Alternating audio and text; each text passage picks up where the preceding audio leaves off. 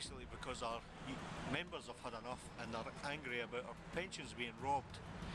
We're angry about the extra money that the government is going to take off us, and we know the money is not even going into the pension pot. It's going to be used to cover the deficit that has nothing to do with the public service workers.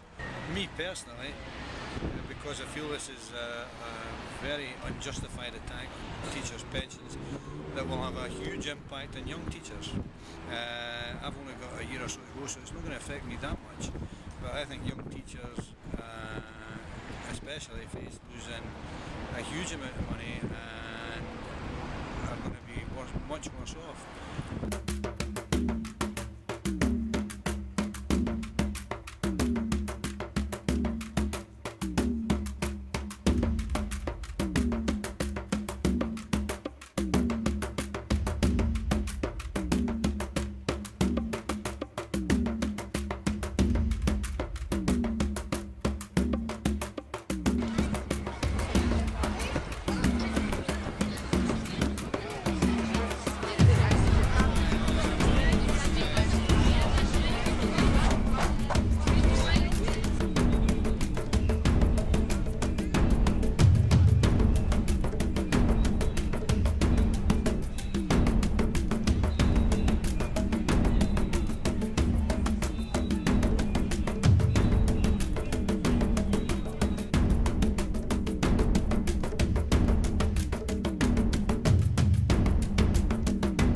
Perhaps I could report to the House that so far the evidence would suggest that around 40% of schools are open, less than a third of the civil service is actually striking. In our borders, the early signs are the contingency measures are minimising the impact. We have full cover in terms of ambulance services, and only 18 out of 900 job centres have closed. So despite the disappointment of the party opposite that support irresponsible and damaging strikes, it looks like something of a damp squib.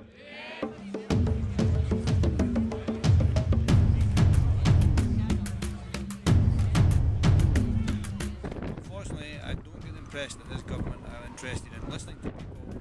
I think they want to pursue their own policies, and it may, I think, take more industrial action before we can convince them that this is not the way we're going.